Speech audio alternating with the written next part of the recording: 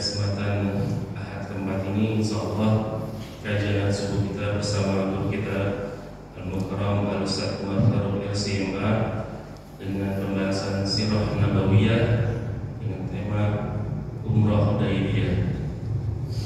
Baiklah, marilah sama-sama kita awali kajian kita kali ini dengan sama-sama membaca basmalah. Bismillahirrahmanirrahim. Baiklah, mari kita simak kajian ini kepada guru kita. Silakan. Bismillahirrahmanirrahim. Assalamualaikum warahmatullahi wabarakatuh. Waalaikumsalam. Alhamdulillahi rabbil alamin. Alhamdulillahilladzi hadana li hadza wa ma kunna linahtadiya laula an hadana Allah. Asyhadu an la ilaha illallah wahdahu la syarika lahu wa asyhadu anna Muhammadan 'abduhu wa rasuluh. La nabiyya ba'da. Allahumma shalli wa sallim ala nabiyyina Muhammadin wa ala alihi wa ashabihi ajma'in. Subhanaka la ilma lana illa ma 'allamtana innaka antal 'alimul hakim. Rabbi shrah li sadri wa yassir li amri wahlul 'uqdatam min lisani yafqahu qawli. Para hadirin jemaah masjid Baitus Salam, itu salatul Baitus Salam yang dimuliakan Allah. Alhamdulillah, pada pagi hari ini setelah melaksanakan sholat subuh secara berjamaah, kita dapat kembali bertemu, bertatap muka, bermuajahah, duduk bersama untuk melanjutkan kajian kita, kajian Sirah Nabawiyah, yang dimana pada pertemuan terakhir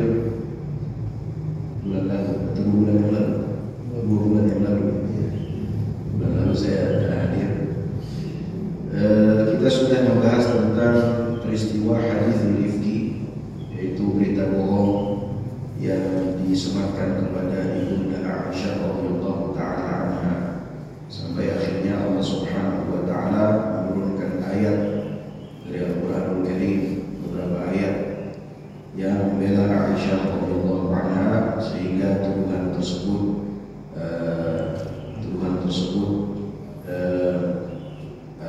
dimentahkan dari Aisyah radhiyallahu taala anha.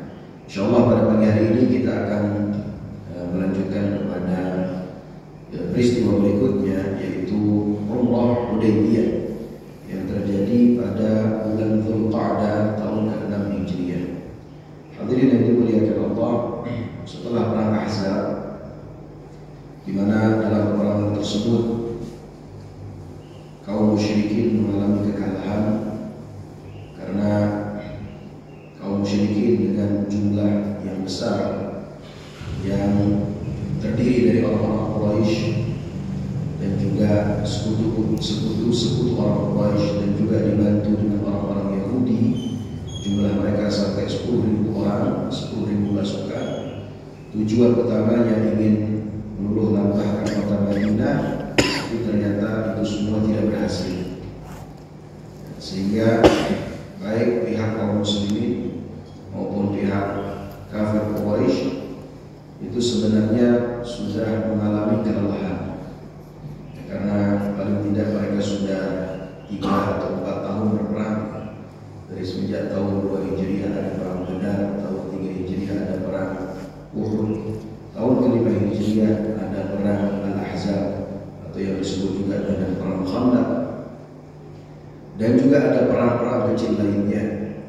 Ya, secara manusiawi tentu itu membuat mereka lelah. Wabil khusus banyak di antara pemimpin-pemimpin Quraisy yang tewas dalam setiap peperangan.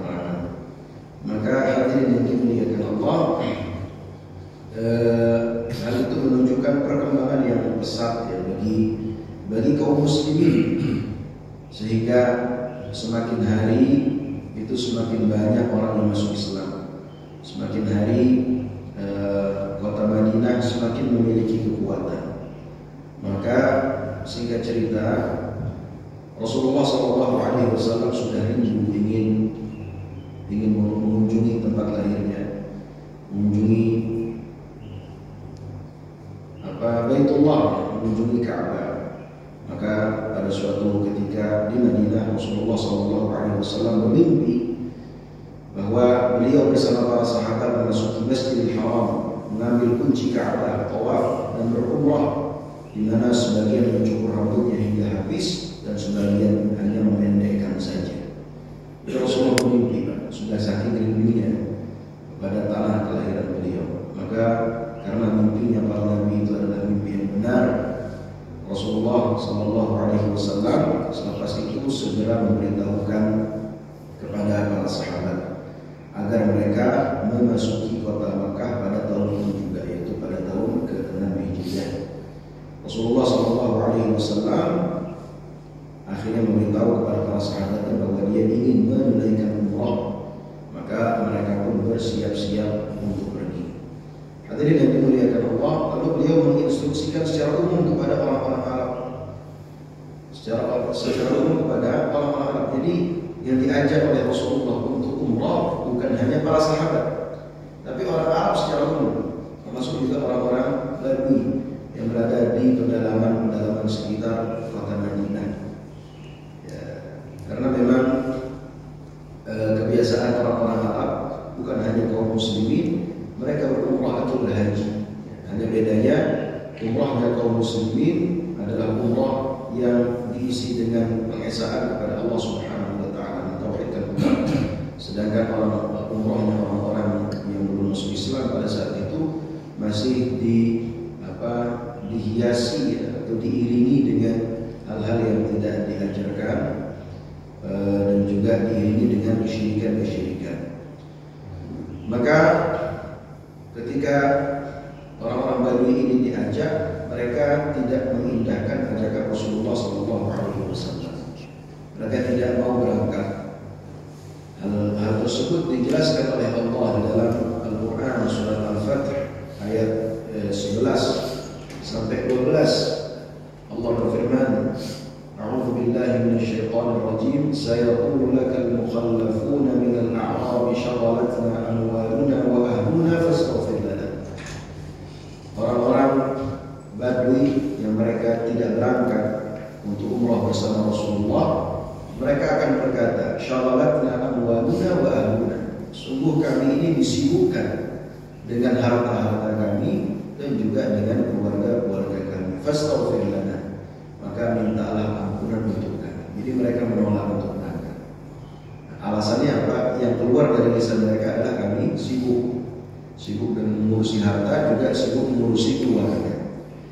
Tapi Allah katakan, yaquluna bi alsinatihim ma laysa fi qulubihim. Mereka mengucapkan dengan lisan mereka apa yang tidak ada di dalam hati mereka. Karena sejatinya sebenarnya alasan mereka untuk tidak berangkat bersama Rasulullah bukan karena sibuk, tapi karena takut. Mereka takut terhadap orang-orang Quraisy, dan mereka mengira bahwa Muhammad dan pasukannya kalau berangkat ke Mekah maka tidak akan pernah kembali lagi. Yang kembali hanya nama. Ya, karena mereka selama ini sedang dalam peperangan. Ini kalau mau saya analogikan zaman sekarang, Pak, walaupun analoginya nggak bisa 100%. Seperti Hamas tiba-tiba ingin berangkat dari Gaza, ingin berangkat ke mana? Ke Al-Quds, Masjidil Aqsa. Tentunya pasti akan terjadi akan tidak mudah begitu ya, akan tidak mudah bagi mereka untuk memasuki Masjidil Aqsa. Ya, walaupun tidak bisa 100% karena zaman dulu belum ada tank, zaman dulu belum ada pesawat F-16, belum ada senapan yang begitu canggih ya, tembakan-tembakan yang begitu canggih. Ya kurang lebih seperti itulah. Jadi Rasulullah ini masuk ke Mekah, orang-orang Arab Badui tidak mau ikut. Ya. Maka dalam ayat berikutnya Allah menjelaskan, bal dhanantum an la yanqaliba ar-rasul wal mu'minuna ila ahlihim abada. Tetapi kamu menyangka bahwa Rasul dan orang-orang mukmin, para sahabat beliau, tidak sekali-kali akan kembali kepada keluarga mereka selama-lamanya. Ya, jadi itu sebenarnya ada di dalam hati mereka. Ya. Rasul kalau berangkat, para sahabat kalau berangkat tidak akan kembali ke keluarga mereka selama-lamanya. Wa zuyyina dzalika fi qulubikum wa dhanantum dhanna as-sawi wa kuntum qawman bura. Dan syaitan telah menjadikan kamu memandang baik dalam hatimu persangkaan itu. Jadi persangkaan itu telah dihiasi dalam hati mereka. Wa zuyyina dzalika, kata Allah. Hal itu telah dihiasi dalam hati mereka. Jadi prasangka itu tidak bisa lepas dari hati mereka. Pokoknya kalau muslim berangkat pasti tidak akan kembali kecuali nama, dan mereka punya prasangka yang buruk kepada Allah Subhanahu wa taala. Hadirin yang dimuliakan Allah, maka pada saat itu Rasulullah SAW beliau mencuci baju beliau sendiri, mengendarai unta beliau yang bernama Al-Qaswa. Setelah itu beliau mengangkat Ibnu Ummi Maktum sebagai penguasa sementara di kota Madinah. Walaupun dalam riwayat yang lain disebutkan yang beliau angkat sementara adalah Umailah al-Laythi. Maka Nabi SAW bersama para sahabat beliau yang jumlahnya kurang lebih 1.400 sampai 1.500 orang sahabat.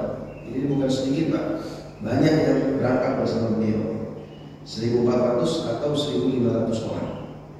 Karena orang Arab biasanya pukul rata, kan nggak mungkin pas jumlahnya Pak. 1.400 berapa gitu ya. Ada yang pukul ratanya ke bawah, ada yang pukul ratanya ke atas. Jadi antara 1.400 sampai 1.500 orang berangkat bersama Rasulullah, dan pada saat itu Rasulullah ditemani oleh salah satu istri beliau yaitu Ummu Salamah, dan beliau memang berangkat tidak berniat untuk berperang, hanya semata-mata ingin melaksanakan umrah, beribadah kepada Allah Subhanahu wa taala.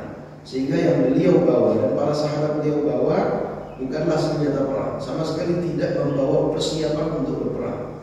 Yang beliau bawa hanya senjata yang biasa dibawa oleh musafir. Selain itu setiap orang kemana-mana pasti bawa senjata, ya, senjata biasa dibawa oleh orang, pasti isinya pedang. Ya, apa mungkin di Indonesia juga seperti itu kan? Kemana-mana orang pasti bawa keris. Ya, itu sudah menjadi hal yang biasa mereka bawa.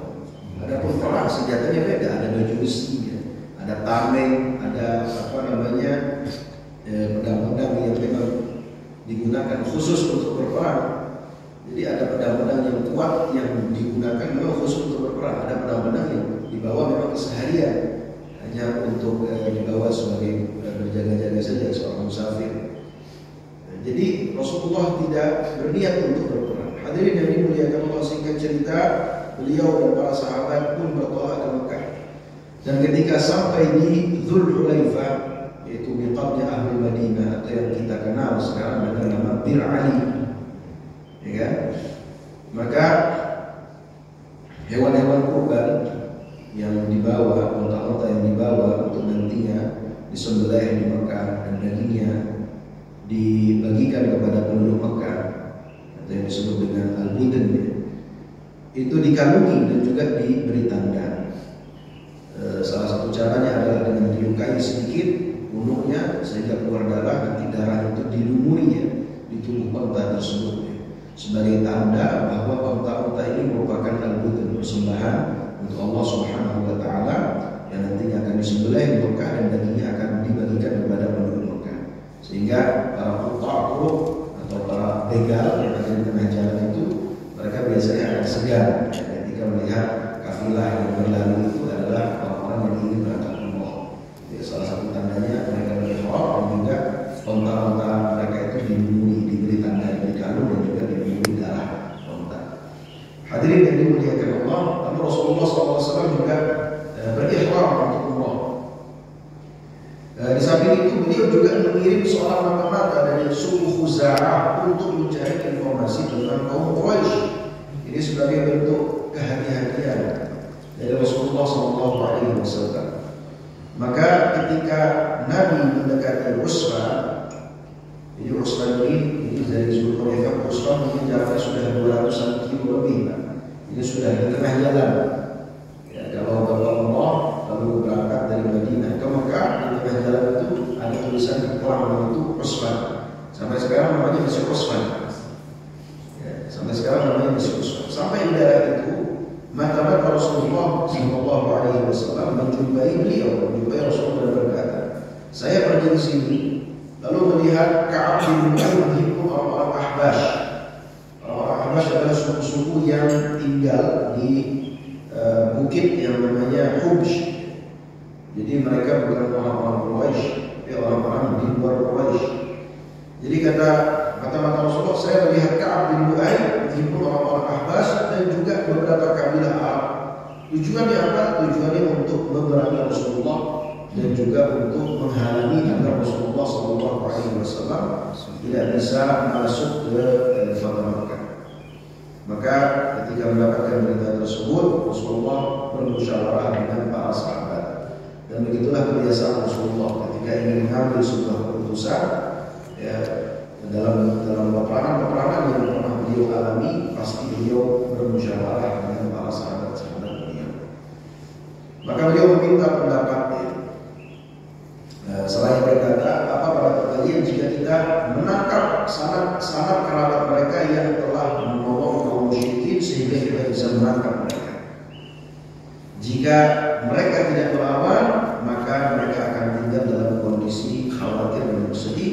Dan jika mereka selamat, mereka akan menjadi leher yang boleh ditebas, halal darahnya. Ataukah kita akan pergi terus menuju Al-Masjidil Haram sehingga siapapun yang menghalangi akan kita berangkat? Jadi itu yang dikatakan oleh Rasulullah, memulai sebagai bentuk muqaddimah dari musyawarah beliau bersama para sahabat-sahabat beliau. Jadi bagaimana kalau kita tangkap saja sanak keluarga orang-orang Habasyah, ya kan, sehingga nantinya mereka akan sibuk ya dengan hal tersebut, ya, dan tidak jadi memerangi kita. Kalau mereka tidak melawan, maka apa? Kalau mereka melawan, maka kita perangi mereka, leher mereka menjadi halal. Ya, namun Abu Bakar As-Siddiq radhiyallahu taala anhu berkata, Allah dan Rasul yang lebih mengetahui kedatangan kita di sini hanya untuk umrah dan bukan untuk memerangi siapapun. Jadi Abu Bakar berusaha untuk meredam. Wahai Rasulullah, kita jangan sampai melakukan satu tindakan yang dianggap kita ini yang memicu peperangan. Ya, tahan, kita ingin umrah.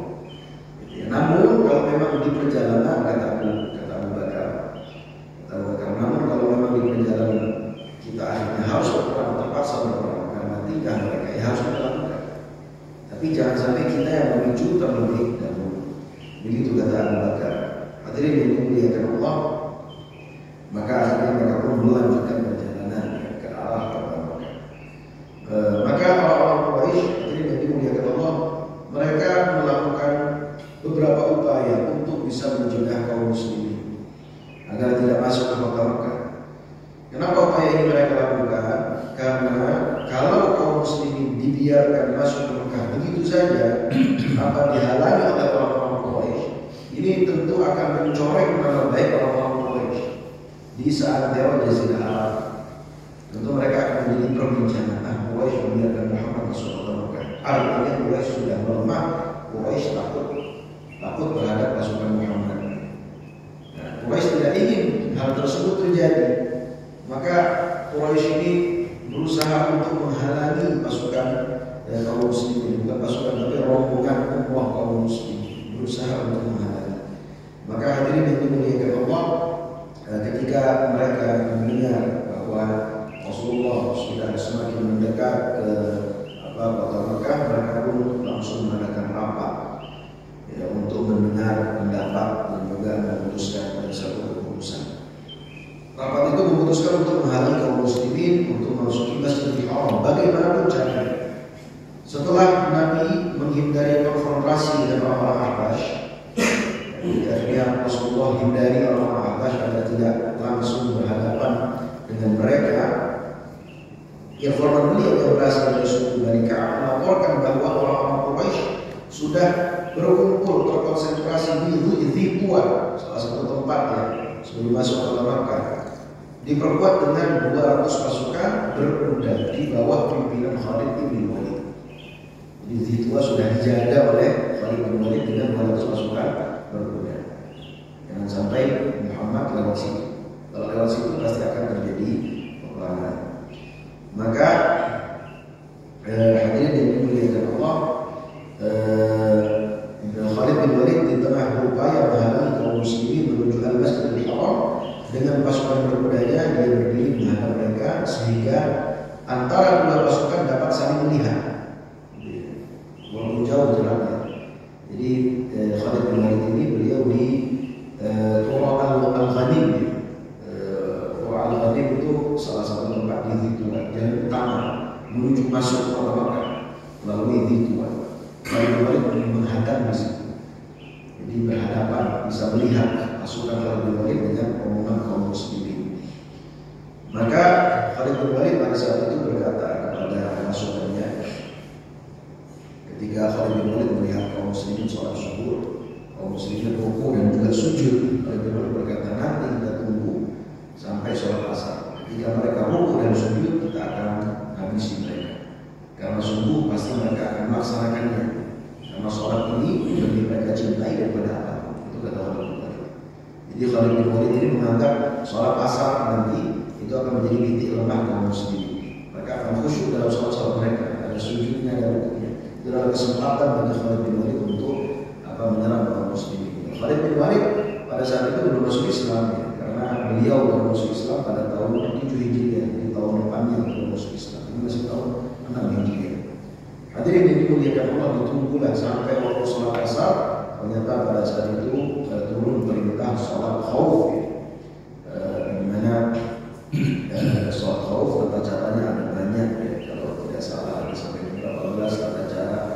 Yang jelas sholat khauf ini satu sholat yang dimana posisi kaum muslimin sebagian yang ikut bersama Rasulullah, sebagian tetap bersiaga, begitu ya. Dan ketika Rasulullah dan sebagian sahabat yang ikut bersama Rasulullah di awal itu sudah kembali posisi siaga, kalau ini barulah mereka melengkapi gerakan-gerakan mereka bertinggal. Sehingga ternyata rencana Khalid bin Walid ini gagal dan tidak bisa dilaksanakan. Hadirin yang dimuliakan Allah, maka Rasulullah SAW beliau berupaya untuk menghindari bentrokan secara langsung. Maka beliau memutuskan untuk mengambil jalan lain melalui medan yang sangat sulit di antara celah-celah perbukitan dengan mengambil ke jalan kanan antara dua rusuk jalan Hamsh dan jalan yang melewati Thaniyatul Mirar, tempat terjadinya perundingan Hudaybiyah dari arah dataran Makkah. Jadi beliau tidak memasuki jalan utama dulu. Kalau melalui jalan utama sudah dijaga oleh Khalid bin Walid, tapi beliau berbelok ke arah kanan, ke arah Thaniyatul Mirar, suatu tempat yang sulit sekali untuk ditempuh karena melalui bukit-bukit yang cadas, yang diisi dengan batu-batu cadas dan juga menanjak. Memang kalau kita ke arah Makkah tidak melewati jalur utama itu sulitnya minta ampun. Karena saya pernah waktu masih mahasiswa haji ini ceritanya haji koboi. Haji koboi kalau zaman sekarang sudah sulit haji koboi karena teknologi semakin canggih. Tapi zaman saya waktu itu masih bisa. Haji koboi itu artinya haji yang tidak ada surat resminya, diberangkatkan saja dari Madinah ke Makkah. Sampai suatu titik kita diturunkan, kita naik mobil gitu Pak, sampai suatu titik sebelum checkpoint itu kita diturunkan. Nanti kita harus melewati checkpoint itu, tapi tidak melewati jalan tol itu, harus masuk ke batu-batu itu, ya kan, gunung batu, lewat ke sana, lewat checkpoint, nanti di sana dijemput lagi dengan mobil yang sama. Jadi mobil yang sama itu masuk lewat checkpoint itu, dalam keadaan kosong. Kalau kosong dikasih masuk oleh askar yang jaga di checkpoint. Jadi kita turun, kita melewati batu-batu cadas dan naik ke atas bukit malam hari menggunakan pakaian ihram. Gak mampu lah, gak bisa ya. Itu udah batu-batunya keras ya. Lalu ada pohon-pohon bukan pohon ya pohon-pohon kering itu ya, yang tidak ada daunnya, yang duri-duri. Itu kita injak, sakit sekali rasanya. Akhirnya saya nyerah, saya turun ke bawah. Saya lewat jalan utama. Karena saya lihat ternyata banyak juga orang jalan utama. Saya lewat jalan utama walaupun dikejar-kejar askar, tapi akhirnya bisa lolos. Intinya, kalau tidak melewati jalur utama itu jalurnya berat. Nah, Rasulullah demi menghindari bentrokan langsung dengan pasukan Khalid bin Walid, kalau beliau memaksa masuk lewat Thaniyatul Mirar pasti bentrok. Lewat jalan utama tadi pasti bentrok, lewat dua tadi pasti bentrok, maka beliau memilih melewati Thaniyatul Mirar. Hadirin yang dimuliakan Allah, beliau tidak melewati jalan utama yang menuju Masjidil Haram, namun melewati Tan'im dan tidak berbelok ke arah kiri. Ketika Khalid melihat bumi bekas jejak pasukan kaum muslimin telah berbeda jalan dengannya, secepatnya Khalid bin Walid kembali ke Mekah dan memberikan peringatan kepada orang-orang Quraisy. Lalu Rasulullah terus berjalan hingga sampai di Thaniyatul Mirar. Tiba-tiba kota beliau langsung duduk. Maka orang-orang berkata, bangkit, bangkit. Namun kota itu tetap duduk. Lalu mereka berkata lagi, Al-Qaswa, duduk. Maka Rasulullah SAW berkata, Al-Qaswa duduk bukan atas keinginannya, melainkan ia duduk karena didudukkan oleh yang pernah mendudukkan gajahnya Al-Rahah, yaitu Allah Subhanahu wa Ta'ala. Tentu ada hikmah balik hal ini, karena memang Thaniyatul Mirar itu walaupun jalan yang sulit, tapi kalau turun langsung ke bawah itu langsung ke pemukiman orang-orang Mekah, tidak jauh dari situ. Kalau perjalanan tersebut akhirnya dilanjutkan dan akhirnya turun ke pemukiman orang-orang Mekah, maka sangat mungkin terjadi peperangan antara kaum muslimin dengan orang-orang Quraisy. Kalau terjadi peperangan, pasti nanti ada yang tewas, baik dari pihak kaum musyrikin, orang-orang Quraisy, maupun dari pihak kaum muslimin. Dan hal ini tidak diinginkan oleh Allah Subhanahu wa Ta'ala, karena memang di tahun berikutnya, tahun 7 Hijriah, itu banyak dari orang-orang Quraisy yang masuk Islam, lebih khusus pembesar-pembesar mereka. Di antaranya Khalid bin Walid, di antaranya Ikrimah bin Abi Jahal, di antaranya juga Abu Sufyan, dan juga sahabat-sahabat yang lain. Hadirin yang dimuliakan Allah, maka pada saat itu Rasulullah SAW kemudian akhirnya bergeser sedikit sehingga singgah di ujung Hudaybiyah. Ya, makanya umrah disebut dengan umrah Hudaybiyah, karena Rasulullah nanti tertahan di sana sampai akhirnya terjadi perjanjian Hudaybiyah. Ya, maka disebut dengan umrah Hudaybiyah. Jadi akhirnya Rasulullah singgah di Hudaybiyah, singgah di dekat telaga yang tidak memiliki air yang banyak. Sedangkan kaum muslimin pada saat itu sudah merasa kehausan, jumlahnya 1.400 atau 1.500 orang. Maka akhirnya mereka pun meminumnya, minum dari air telaga tersebut, dan terjadi satu mukjizat di mana Rasulullah SAW mencabut anak panah dari musuhnya dan menyuruh mereka untuk menancapkannya ke dalam telaga. Maka mereka pun minum terus-menerus sampai mereka kenyang, dan telaga yang kelihatannya sedikit itu ternyata tidak berkurang sedikit pun.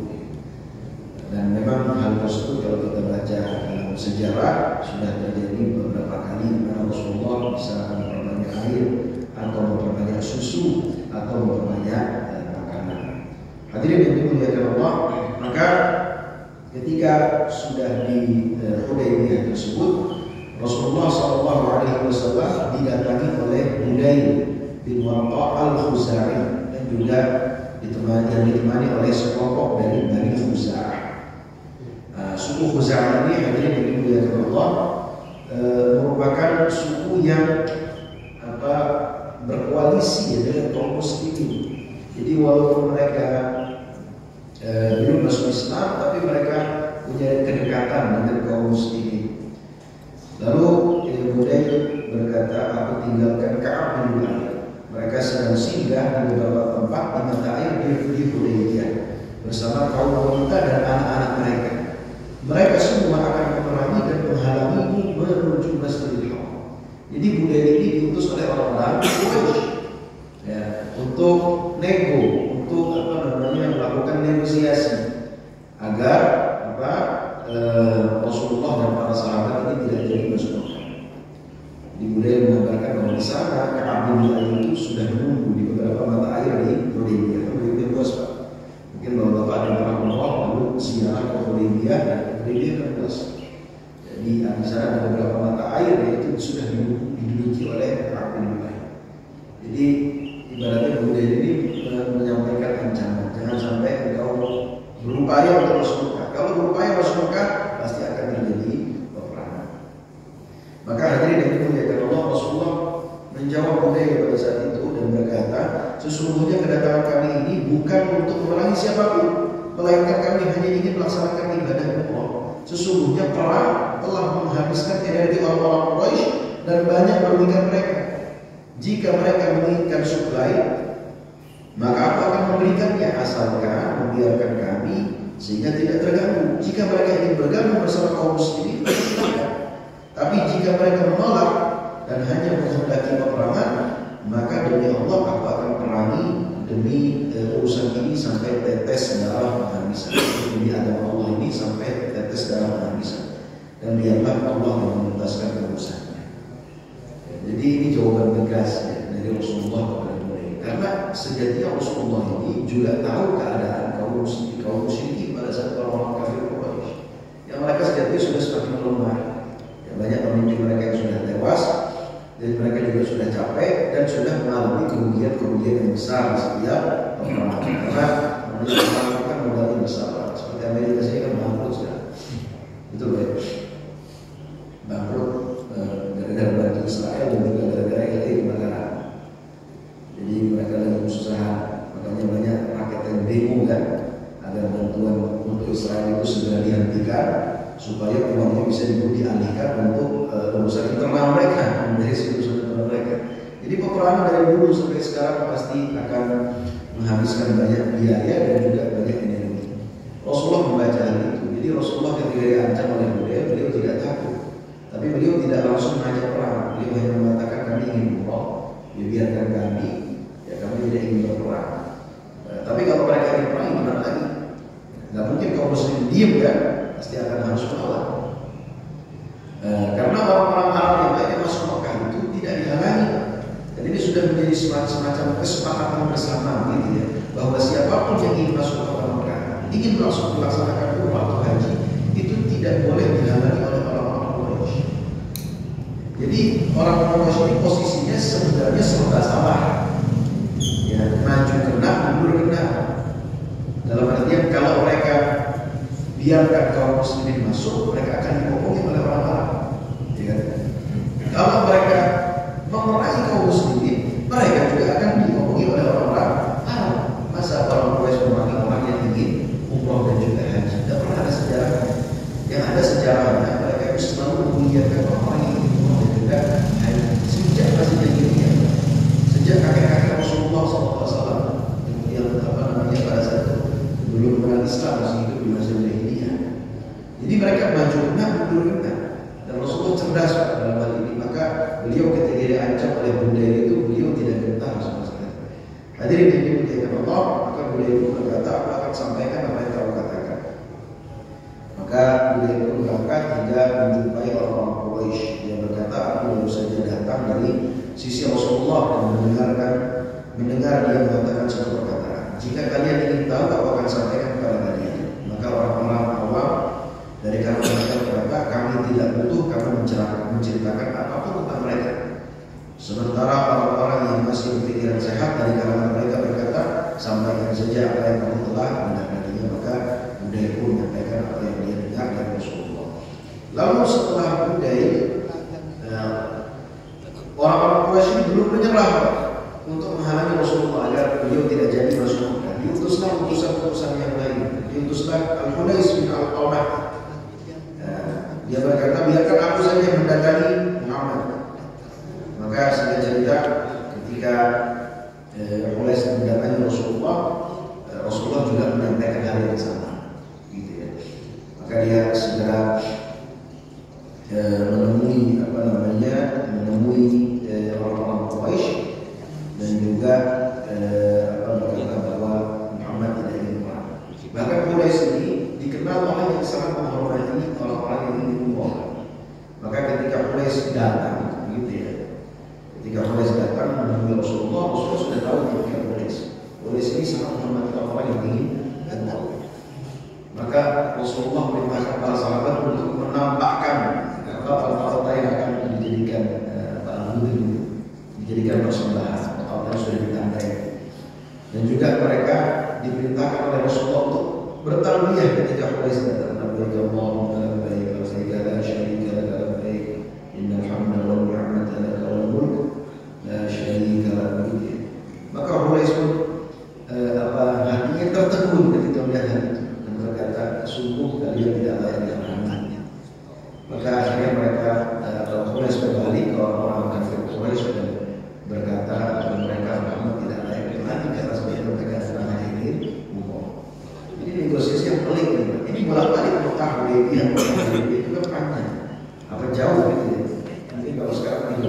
keluar. Jadi negosiasi ini berhari-hari bukan sehari. Karena mereka mencari keputusan maka Rasulullah negosiasi, ya kan? Lalu balik lagi nanti dikirim putusan berikutnya. Setelah Quraisy diutus, Quraisy juga masih belum menyerah, masih belum ridho gitu ya kalau akhirnya Muhammad dan para pasukannya ini para orang muda harus masuk ke Mekah. Maka Urwah bin Mas'ud Al-Thaqafi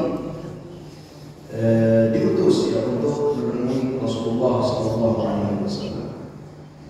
Urwah datang dan pada saat itu Urwah bin Mas'ud Al-Thaqafi ini dia termasuk dari pimpinan Bani Thaqifah. Bani Thaqifah ini kabilah terpandang di kota Taif. Ya, satu kota yang pernah mengusir Rasulullah SAW ketika beliau berdakwah. Ya. Maka akhirnya dimuliakan Allah, Urwah bin Mas'ud Al-Thaqafi menemui Rasulullah dan karena Urwah ini diplomat juga.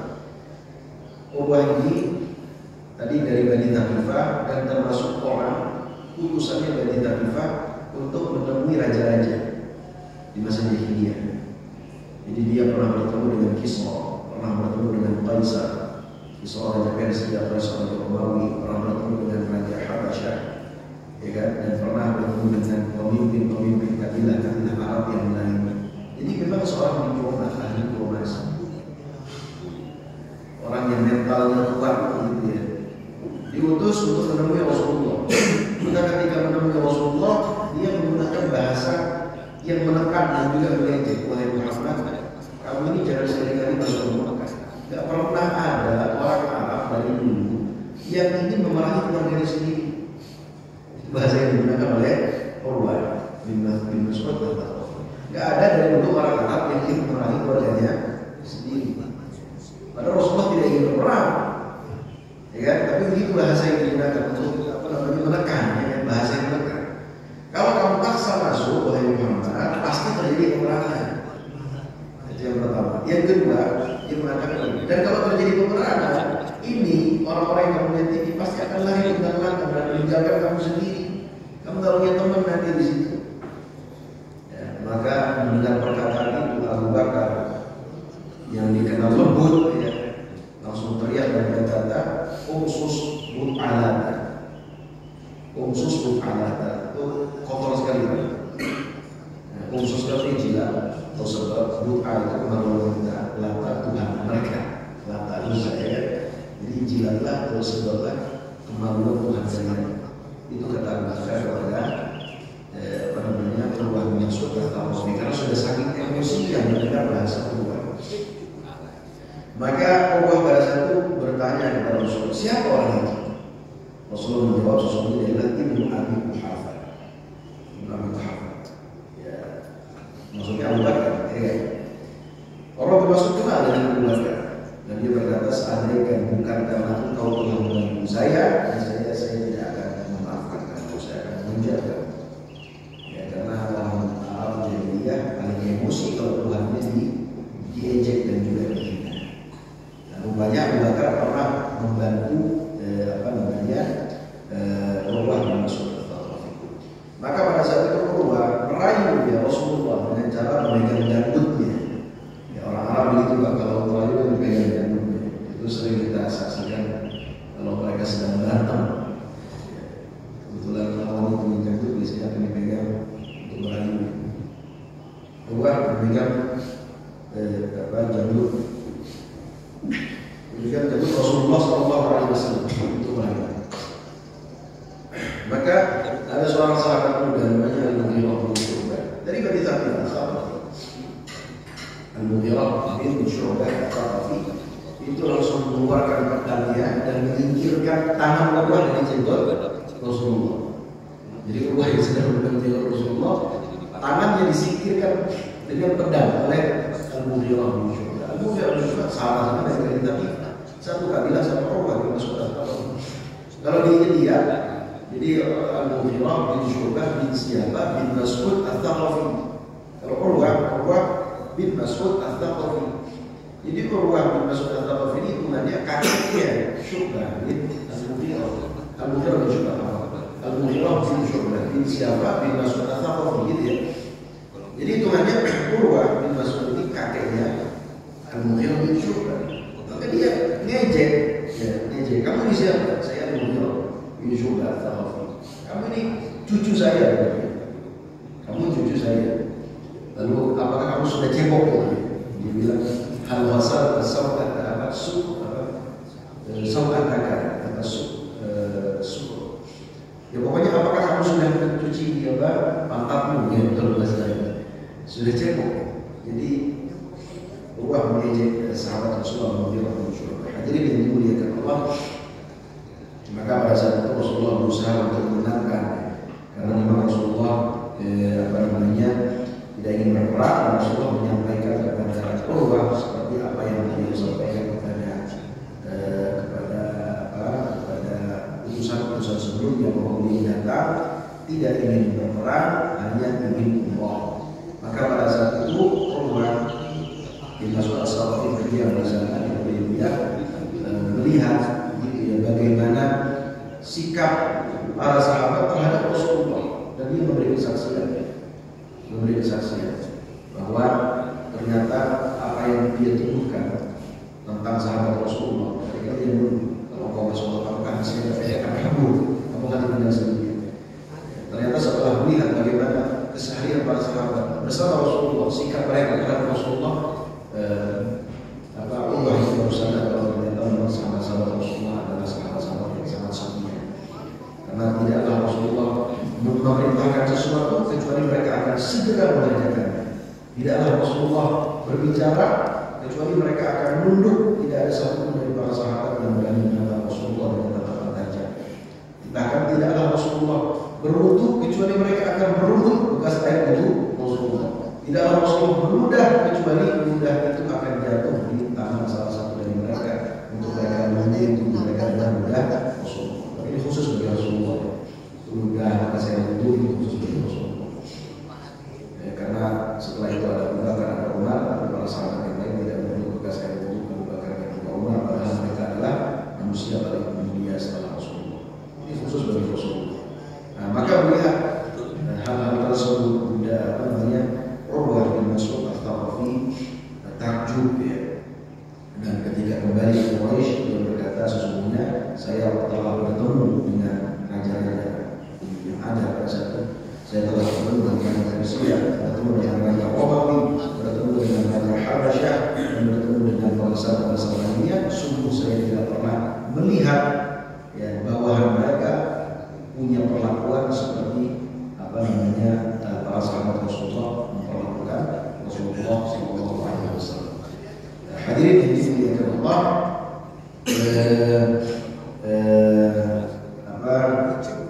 pada saat itu ada sekelompok kaum muda dari orang-orang Quraisy, sekelompok kaum muda dari orang-orang Quraisy yang mengamati kan, karena ini kejadian besar, pasti disorot oleh seantero Quraisy paling tidak, dan juga kabilah-kabilah yang ada di sekitar. Kalau saya jalankan dari seperti misalkan Hamas akhirnya berangkat dari Gaza masuk Baitul Maqdis, pasti akan disorot oleh satu dunia kan. Ya, jadi berangkat Rasulullah ini pasti disorot. Jadi kaum muda dari Quraisy ini mengamati ya perkembangan peristiwa, apakah Quraisy mengambil sikap yang tegas atau tidak. Tapi ternyata kok kelihatannya Quraisy ini melemah. Karena putusan-putusannya setiap kembali ke Quraisy ini justru membela Rasulullah gitu. Justru mengatakan Muhammad datang tidak ingin berperang, hanya ingin umroh. Muhammad datang tidak ingin berperang, hanya ingin umroh gitu. Kayaknya mulai lemah. Yang anak muda ini, kelompok muda ini maunya ya orang Quraisy tinggal menyerang saja. Kalau mereka tidak bawa senjata kok.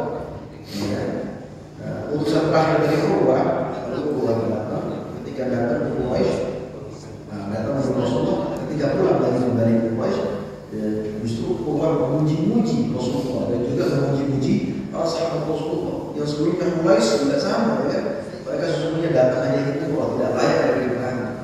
Jadi yang muda ini akhirnya nggak tahu melemah ini kita. Orang-orang Quraisy melemah. Maka akhirnya mereka memikirkan semua rencana untuk menghalangi rencana perdamaian tersebut.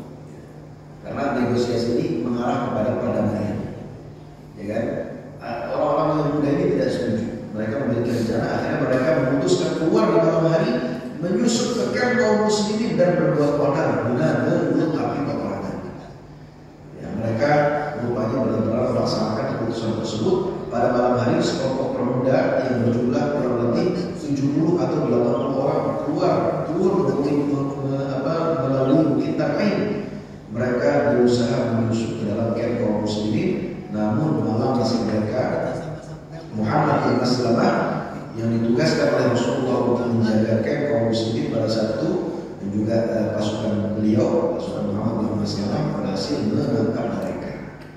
Gitu ya. Kalau mereka berhasil menyusup terjadi peperangan, akhirnya mereka ada yang tewas, pasti kaum musyrikin Quraisy mengatakan pasti akan terjadi orang. Itu yang diinginkan oleh mereka, orang muda ini. Tapi akhirnya mereka berhasil ditangkap, sehingga Allah Subhanahu wa taala berfirman dalam surat Al-Fatih, "Wa huwa alladzi kaffara aydiyahum 'anhum wa aydiyakum 'anhum bi baghi Makkah min ba'di an khafafahum 'alaihim." Dan dialah Allah yang menahan tangan mereka dari kamu dan menahan tangan kamu dari mereka di tengah kota Makkah sesudah Allah memenangkan kamu atas mereka. Hadirin yang dimuliakan Allah, singkat cerita setelah 3 utusan ini menghadap Rasulullah, sekarang giliran Rasulullah mengirimkan utusan ke dalam Makkah, mengirimkan utusan ke Makkah untuk negosiasi. Jadi ini memang mau negosiasi yang sangat pelik, sebagaimana sekarang Hamas negosiasi dengan Israel itu pelik gitu ya, untuk bisa akhirnya sampai kepada kesepakatan damai sekarang kan. Akhirnya tukar-tukar tawanan gitu ya. Kalau kita lihat beda sekali kayak tawanannya yang Hamas terakhir kemarin hari Sabtu jam 12 waktu Gaza dibebaskan. Itu kan yang ditawar tentang wanita dari tokoh Hamas itu juga ada sehat, bersih, luar biasa. Bahkan mereka mengucapkan salam kepada penduduk Gaza gitu ya. Bahkan mereka sampai berterima kasih kepada warga Gaza, berterima kasih bahkan kepada tentara Hamas atas kelakuan baik sama ini dan seterusnya. Yaitu bukan itu pembahasan. Maksud saya nego itu pelik. Jadi setelah orang Quraisy mengirimkan 3 utusannya, giliran Rasulullah mengirimkan utusan untuk masuk ke kota Makkah, negosiasi ini. Awalnya yang ingin diutus adalah Umar bin Khattab. Dan Umar bin Khattab ini sadar diri. Rasulullah ingin mengutus Umar bin Khattab. Karena Umar bin Khattab dia kelebihannya dia orang yang tegas dan dia juga orang Makkah dari Bani Adi. Jadi satu orang yang terpandang dengan Quraisy. Tapi Umar mengatakan saya ini banyak musuh di bawah. Kalau saya masuk pasti terjadi orang. Ya, akhirnya diutuskan benar di Affan masuk ke dalam kota Makkah. Terus malam sehingga cerita nanti akan lama di Makkah berhari-hari tidak kembali ke Hudaybiyah sampai tersebar berita bahwa Utsman bin Affan ini sudah menunggu Rasulullah nanti akan mengadakan bai'atul ridwan kepada para sahabat dan Rasulullah sudah dibunuh dan akhirnya kita harus berperang. Mereka semua harus membela Rasulullah SAW. Tapi ternyata berita yang sebaliknya tidak benar, Utsman bin Affan tidak dibunuh dalam sana. Saya kira nanti terjadi perjanjian Hudaybiyah, insyaallah lengkapnya akan kita ceritakan pada kesempatan berikutnya. Ya, karena beliau sudah bunyi. Jadi insyaallah tema berikutnya adalah bagaimana cara Utsman bin Affan di dalam kota Makkah apa yang beliau lakukan, lalu juga tentang perjanjian Hudaybiyah. Yang menjadi nanti perjanjian menjadi titik balik bagi kaum muslimin, titik awal bagi kaum muslimin adalah perjanjian Hudaybiyah. Mungkin itu yang bisa saya sampaikan hadirin jemaah dulu ya Allah terkait dengan Hudaybiyah. Sebelum ditutup jika ada pertanyaan.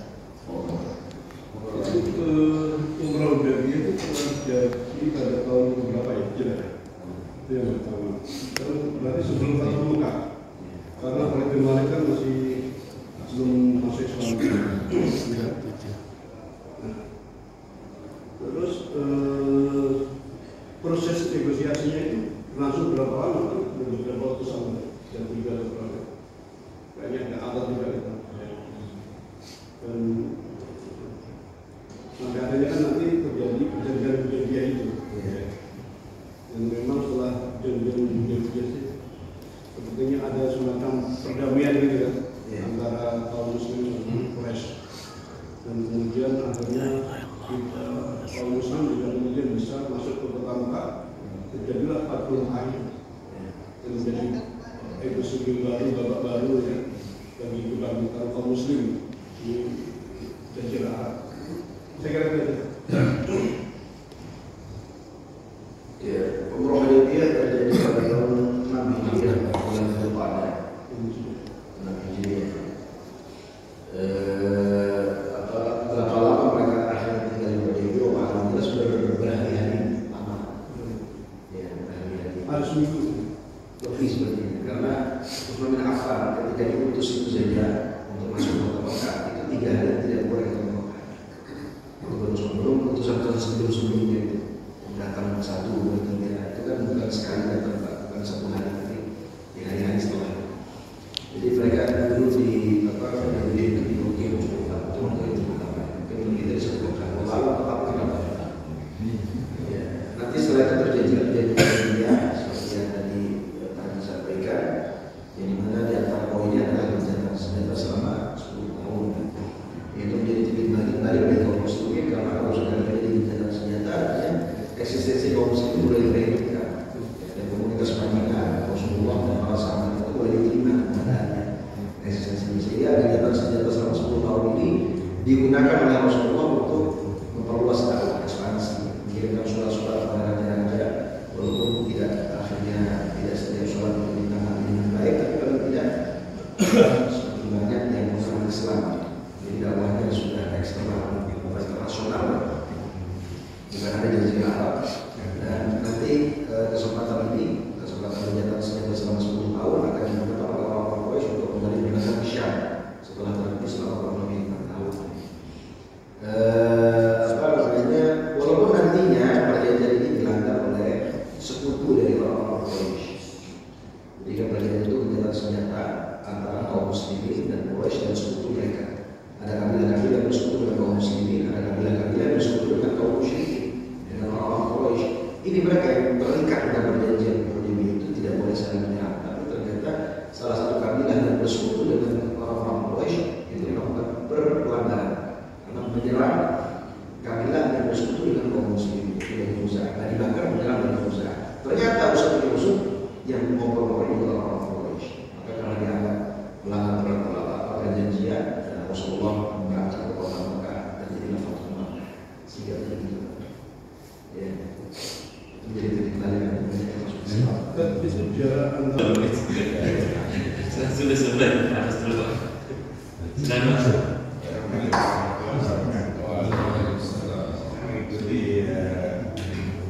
Sejarah yang disampaikan Ustaz ini mulai sejak keberangkatan kemudian keberangkatan untuk ini atas Allah atau bagaimana? Biasanya kan kalau kita kata seperti itu ucapan tidak akan hijau karena itu saya kira itu. Jadi umrah ini berangkat terjadi begitu ya, karena memang Rasulullah ketika di Madinah bermimpi bahwa beliau dan sahabatnya masuk kota Mekah, melaksanakan umrah, tawaf, mengambil kunci Ka'bah, dan juga ada sebagian dari sahabat beliau yang cukup mundur, ada sebagian sahabat beliau yang hanya cukup pendek. Dan mimpi para nabi dan Rasul kan tidak wahyu. Bukan tapi diyakini ya. Ya memang wahyu gitu ya. Sebagai wahyu, maka Rasulullah berangkat. Walaupun memang akhirnya tidak terjadi umrah pada tahun itu, baru nanti terjadinya pada tahun depannya, tahun 7 Hijriah. Jadi umrah Allah, ya umrah Allah karena memang di antara perjanjian Hudaybiyah itu bahwa kaum muslimin tidak boleh umrah pada tahun itu, mereka harus kembali ke Madinah.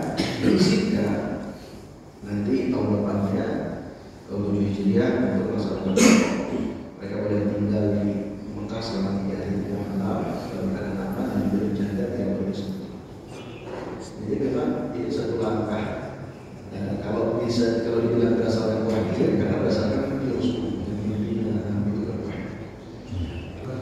Ceritakan bahwa suku Quraisy sangat membantu orang yang umroh. Tapi tradisi umroh ini sudah ada sejak zaman jahiliyah. Kalau ada pun yang melaksanakan siapa? Itu orang-orang beragama apa sebelum zaman Islam datang ya? Jadi haji ini kan haji umroh itu kan syariatnya ya'tuka rijalan sunnatan salatul haji wa adzin fil nas dan umumkanlah kepada manusia bil haji untuk mereka haji ya'tuka rijalan mereka akan datang dalam keadaan berjalan wa ala kulli dhamir yatina min kulli fajjin 'amin dan mereka akan berbondong-bondong datang dari negeri-negeri yang jauh. Jadi memang syariat dari Ibrahim dan orang Arab ini kan keturunan dari Ibrahim. Jadi mereka ini mengikuti sebagian dari ajaran Nabi Ibrahim, tapi juga ajaran mereka itu ajaran Nabi Ibrahim yang tercampur dengan kesyirikan. Jadi umroh haji masih ada, tapi diliputi dari kesyirikan. Karena umroh haji itu kan sebelum Fathu Makkah banyak sekali berhala. Makanya ketika Rasulullah Fathu Makkah itu kan di Ka'bah dan sekelilingnya itu ada 360 berhala. Karena setiap kabilah itu berhala masing-masing. Jadi memang mereka haji umroh yang masalahnya siapa? Orang Arab dari luar dari Mekah maupun dari luar kota Mekah, orang Arab yang belum masuk Islam.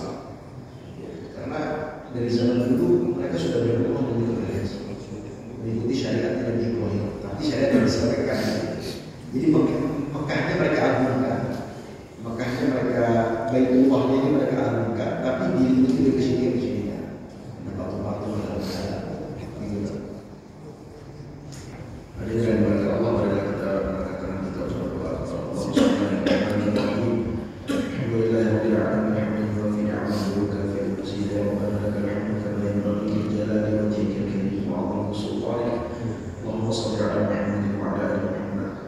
Rabbana ighfir lana wa liwalidayna warhamhum kama rabbawna shaghira.